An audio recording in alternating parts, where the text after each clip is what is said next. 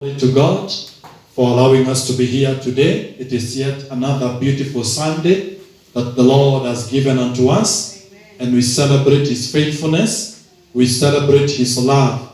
And I thank God that we are alive today at such an opportunity, at such a time as this. We are living in challenging times, difficult times. But we give God all the glory for allowing us even to see this beautiful Sunday and also to celebrate God. And therefore, I want us to share the Word of God today. And I know that the Word of God is going to bless our lives. It is going to transform us. It is going to change us. This is the Word that carries life. Jesus spoke to the disciples and He taught them. And this is the Word even for us in the book of John chapter 3. If you go down from 63, you'll find there, He says that the Word that I speak to you, they are both the Spirit and life. So the word that Jesus was declaring, and these are the words that we are declaring today. That word is both the Spirit and life. And therefore, when we get the Word of God, we are actually taking in the life of God. We are taking in the breath of God. We are taking in the Spirit of God. And that is why it is important all the times to hear, to listen, to read, to study, and to meditate on the Word of God. And therefore, this day, as we hear the Word of God, I know that our lives will never be the same again. And when I've been looking into the Bible, one thing I've realized, there is nobody who received the Word of God and their lives remained the same again. Praise the name of the Lord. Yeyote ambaye alipokea neno la Mungu, there was a transformation in their lives. Look at the life of our father Abraham. When he received the Word of God, when God spoke to him and He told him to leave the land of his father and to leave the people that he was accustomed to, and also to go into a land that God was to show him, he walked by the Word of God, and his life was never the same again. Praise the name of the Lord. Amen. Even his generation, his descendants, look at his son Isaac. And actually the Bible says there's a time that came that Isaac was in the land and there was a famine. But because Isaac listened to the Word of God, Isaac planted, he sowed during the famine, and he harvested 100-fold. His life was never the same again because he had the Word of God. Look at Jacob. Look at his children, the 12 sons. Look at their generation. Look at King David. Look at everybody who received the Word of God. Their lives never remained the same again. And so, I believe, God, that as we hear the Word of God today, we can also never remain the same again. Go with me to the book of Genesis. The book of Genesis. The book of Genesis, chapter number 3. Book of Genesis, chapter 3.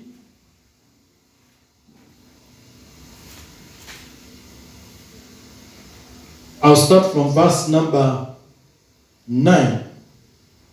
Genesis 3, verse 9. The Bible says, and the Lord God called unto Adam and said unto him, where are you? And he said, I heard thy voice in the garden, and I was afraid because I was naked, and I hid myself. And he said, who told you that you are naked? Have you eaten of the tree whereof I commanded you that you should not eat? And the man said, the woman whom you gave unto me to be with me, she gave me of the tree, and I did eat. And the Lord God said unto the woman, what is it this that you have done? And the woman said, the serpent beguiled me, and I did eat. And the Lord God said unto the serpent, because you have done this, you are cast above all cattle Above every beast of the field, upon thy belly shalt thou go, and the dust shalt thou eat all the days of your life. And I will put enmity between you and the woman, and between thy seed and her seed. It shall bruise thy head, and thou shalt bruise his heel. And to the woman he said, I will greatly multiply your sorrow in your conception. In sorrow you shall bring forth children, and your desire shall be to thy husband, and he shall rule over you. And unto Adam he said, because you have hearkened unto the voice of thy wife, and hast eaten of the tree of which I commanded you, saying, you shall not eat of it. Cursed is the ground for thy sake. In sorrow shall you eat of it all the days of your life. Thus also and thistles shall it bring forth to you, and you shall eat the herb of the field. In the sweat of thy face you shall eat bread, till you return unto the ground, for out of the ground you are taken. For dust you are, and dust you shall return. And Adam called his wife, named Eve, because she was the mother of all the living. And to Adam also, and unto his wife, did the Lord God make coats of skins and clothed them. Praise the name of the Lord. Amen. I want to share with us the costs of our salvation. The costs of our salvation. Gharama ya wokovu wetu. What did it cost for us to be saved? Now, where we have led, we are looking into where things started. And God, when he created the heavens and the earth, and he created Adam and he created Eve, everything was perfect. Everything was moving on well. God had a good relationship between himself and man. And the man here, I mean, both the husband and the wife, or both Adam and Eve. And he had a good relationship. And the Bible says that he would come at the cool of the day and visit them, and share with them, and fellowship with them. But a time came now in the chapter 3 of the book of Genesis, as they are continuing on in the Garden of Eden, and the devil appeared in the form of a snake. Because what the devil wanted now to take hold of the world, to take hold of the earth. Kumbuka ya kwamba shetani alikuwa amefurushwa kutoka juu mbinguni. Alikuwa amekosana na Mungu, na kwa hivyo kwa sababu ya ile akafurushwa kutoka pale. Na alipofurushwa, yeye alikuwa anajaribu kujitafutia umiliki wake, ni wapi ambao atakuwa mfalme. Kumbuka kilichomtoa mbinguni ni kwa sababu alitaka kufanana na Mungu. Alikuwa anataka sasa yeye aanze kusifiwa kama vile Mungu anasifiwa. Na kwa sababu ya hiyo akafurushwa pale mbinguni, kwa sababu wafalme wawili hawawezi kukaa katika ufalme mmoja. Praise the name of the Lord. Mmoja lazima ataondokea yule mwingine, na yule ambaye ako na nguvu ndiye atabaki, yule ambaye ni hafifu ndiye ataondolewa. Sasa wakati wakiwa pale mbinguni, yule ambaye alikuwa na nguvu ni yule ambaye aliumba hata shetani, na yeye ndiye huyu Mungu ambaye ni Mungu wetu. Na kwa hivyo kwa sababu ya hiyo hawangeweza kukaa, Mungu akiwa mfalme na pia shetani akiwa mfalme. Lazima shetani angeondoka. Na alipoondoka, kwa sababu ile hali ya kutaka kuwa mfalme ilikuwa ndani yake, so alikuwa anajaribu kutafuta ni wapi nitakuwa mfalme. Where will I be the king? Where will I be worshipped? Where will I be honored? Where will the people look unto me and salute me? Because that is what he desired to happen in heaven. And now in chapter 3 of the book of Genesis, now we find the devil now coming to try and see where he can take authority. Na alijua vizuri ya kwamba in Genesis chapter 1 and Genesis chapter 2, God have already given the earth unto man. na alijua ya kwamba hii dunia anayetawala ni mwanadamu. Na kwa hivyo kama ninataka kutawala hapa duniani, kila ninafaa kufanya ni kuondoa mwanadamu, aache kuwa mfalme, aache kuwa ndiye kiongozi wa dunia, nami niingie pale nikawe kiongozi wa dunia. Na akajua ya kwamba the only way to do it, kwa sababu sina uwezo, sina nguvu, sina mamlaka ya kuoverthrow serikali ya mwanadamu. Praise the name of the Lord. Hallelujah. I want us to understand that is how powerful we were before we fell.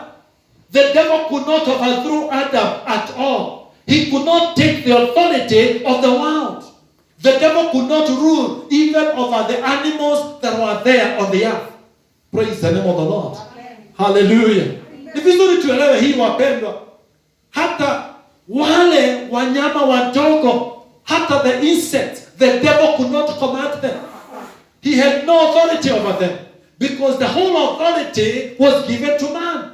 Na kwa hivyo mwanadamu ndiye alikuwa na uwezo wa kuambia ng'ombe, wa kuambia ndovu, wa kuambia hata wale wadudu wadogo vile watafanya. Praise the name of the Lord. That is how powerful Adam was. And so the devil realized, I don't have the power, I don't have the authority to overthrow the government of Adam. So what am I going to do? The only way is to get Adam cooperate with me. If he cooperates with me, I am going to take the authority. It is called a robbery without violence. Praise the name of the Lord. And so he realized, the only thing I can do is to come and deceive man. If I deceive man and he agrees to my song, he agreed to my story, he agreed to my desires, then I'm going to take the authority from him. I'm going to rob him without violence. And so the Bible says now in chapter 3, now the devil comes and he realized the person that received the instruction from God was Adam. And so he realized, if I go to Adam, Adam will not cooperate with me. And so he realized the person who was now handed over the instruction, if I go to this person, there is a chance I might get an opportunity to go through. Na kwa hivyo akaenda kwa Eve. And that time Adam, I don't know even where he was. Maybe when we get to heaven, we may need to ask Adam where he was when the devil came to deal with Eve. Praise the name of the Lord. And the devil came to Eve and akamwambia so many stories and asked questions to put doubt into her mind. Na akamuuliza, did God really say? Did he really say? And so Eve started doubting. And then the devil realized, I'm now getting an opportunity of discussion. So Eve entertained the devil. She entertained the serpent for a discussion. Praise the name of the Lord. And that was the beginning of her destruction and the destruction of the world. That was the beginning of the fall and the fall of the world. And the Bible says that because we know this story very well, Eve accepted to take of the fruit because the devil realized the only thing that can separate man from God is if man decides to go against the will of God. Praise the name of the Lord. Whatever separates man from God is the time that man decides to move away from the will of God. Anytime man decides to do things that are contrary to the will of God, that brings separation between that man and God. And so the devil wanted to work into that and ensure Adam and Eve, they are doing something that is contrary to the will of God. And what was the will of God? The tree in the middle of the garden, you shall never eat it. For the day you eat, you shall die. Those were the instructions from God. And so the devil said, if I can deal with this and make these people to eat the tree and the fruit of the tree that God said you should not eat, I'm going to get them out from the will of God. And there will be a separation between them and God. And that is exactly what happened. And Eve accepted to eat of the fruit. When she tasted, it was sweet on her tongue. It was sweet in the mouth. But what she did not realize, it was bitter for the generations to come. It was bitter for the entire of the human race. It was bitter for all of us. And she was excited. Praise the name of the Lord. And though she took the fruit, and she also took it to Adam. Adam did not question her. He did not ask her, where have you gotten this fruit that you are telling me it is so nice, it is so sweet, I need to taste it, I need to eat it. Adam quickly grabbed the fruit and he ate it. The Bible says that immediately they ate, their eyes opened and they realized they were naked. And immediately at that time, God appeared, because God used to come and visit them in the cool of the day. And so God came to visit them. And so they heard the voice of God coming. And when they heard the voice of God coming, the Bible says that they went and hid themselves. They hid themselves. Why? Because they felt they were ashamed.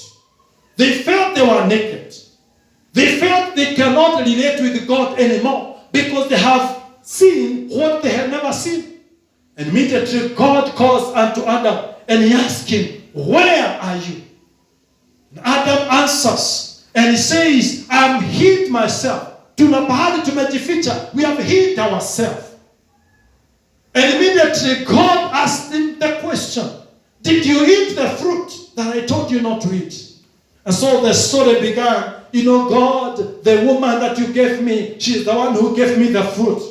And God calls to the woman, what has it? What is this that you have done? And the woman says, no, it is the serpent. And then God did not ask the serpent the question, because God knew what the serpent was doing and what the serpent was looking for. Praise the name of the Lord. And so immediately God declared the judgment. He said to the serpent, I have put now enmity. There was a cooperation. There was a relationship you have started between you and the woman. But from today, I'm putting an enmity between you and the woman. Because what you have done, you have messed with my gift. You have messed with that what I love. You have messed with what I created. You have messed with what I brought to take authority over the earth.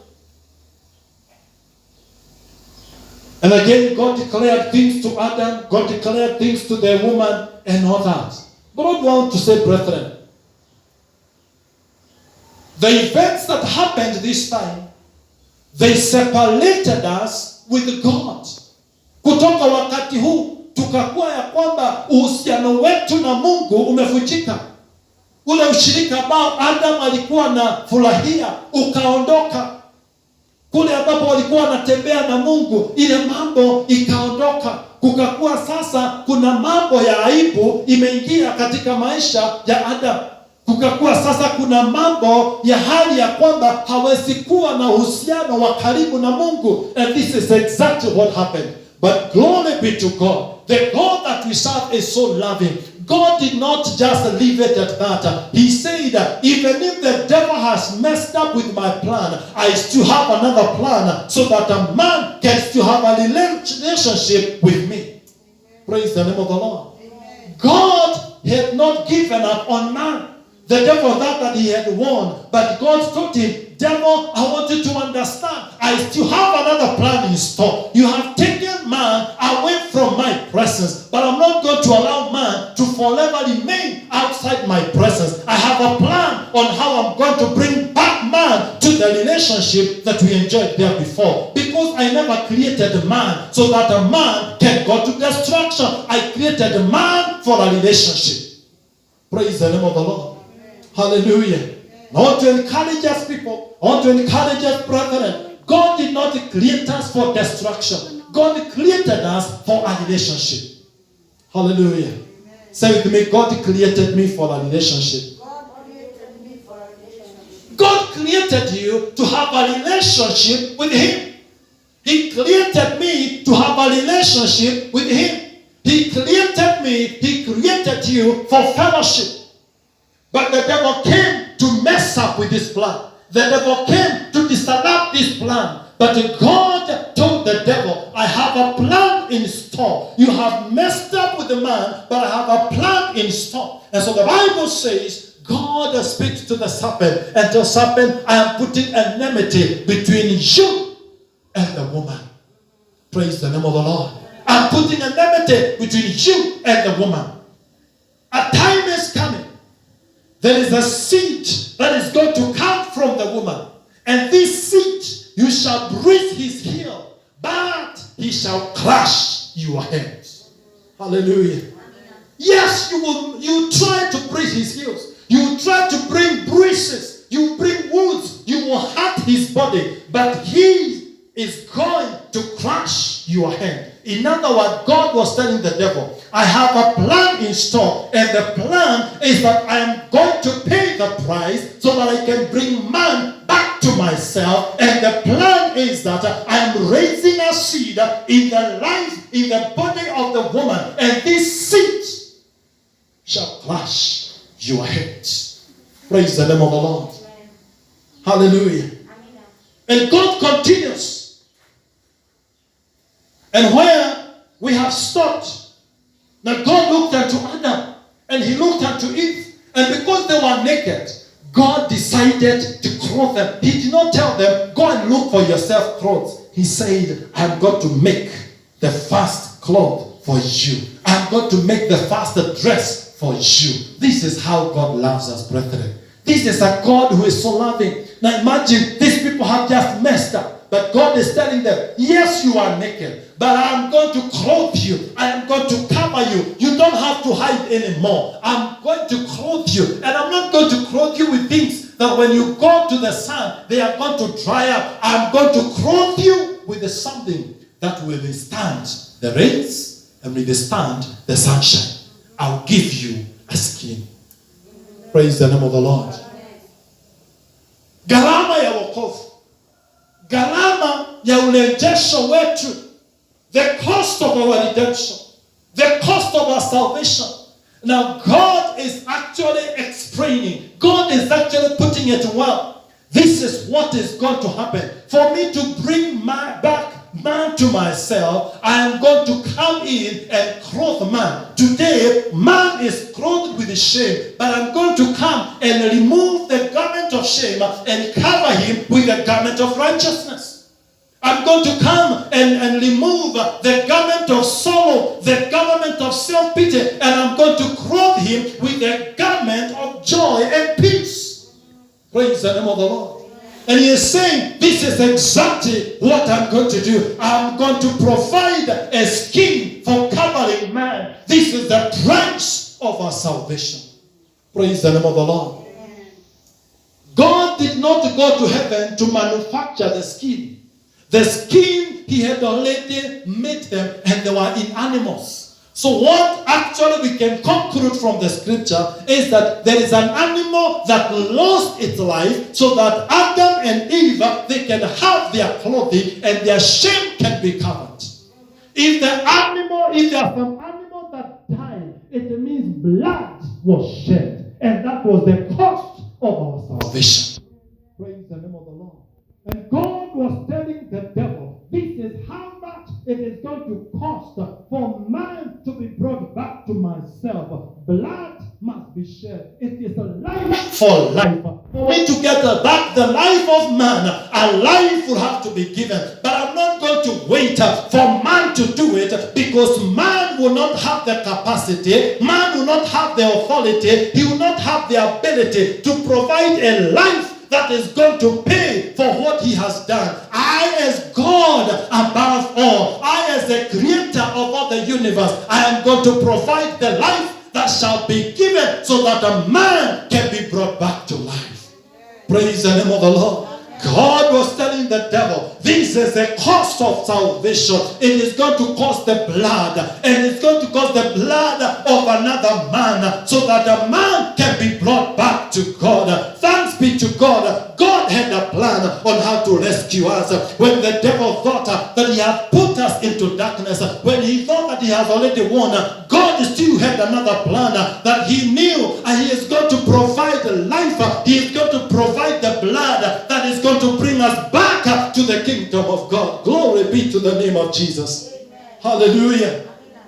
God put the plan into place. Immediately man fell, God put the plan into place that I am going to redeem man. I am going to bring man back to myself, and the sacrifice will be the blood. Little with the book of Matthew. Book of Matthew, chapter 27. Book of Matthew, chapter 27. Matthew 27.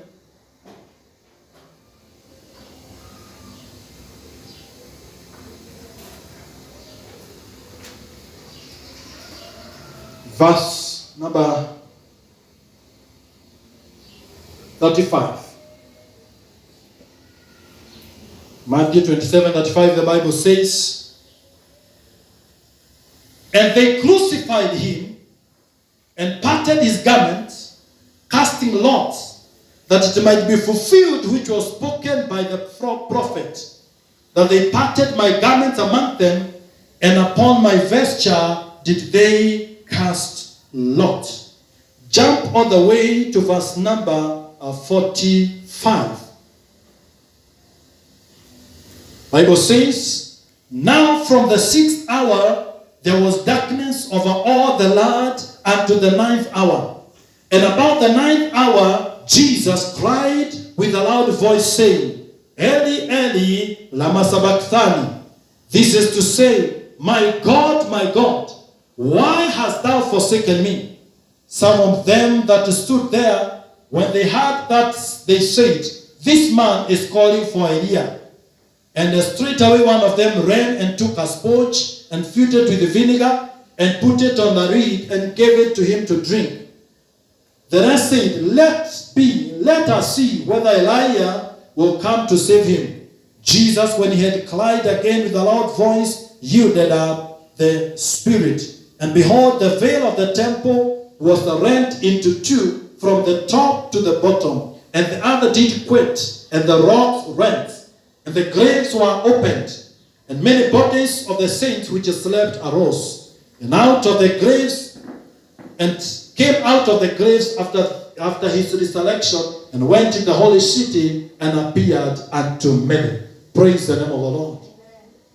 In the book of Genesis, we are seeing God declaring the plan that he is going to bring the seed into the life of the woman, and this seed will crush the head of the serpent, even though the serpent will break his heel. What God was saying is that he is going to provide a son. He is going to provide himself a lamb that shall be offered as a sacrifice, and that lamb shall give his blood. His blood shall be shed. And what we are seeing here in the book of Matthew 27 is now God actualizing the plan. Ni Mungu sasa akileta huo mpango kutimia. Amepanga ya kwamba kupitia kwa mwana atakayetoka kwa Eva, ya kwamba ataweza kuleta ukombozi. Na Matthew 27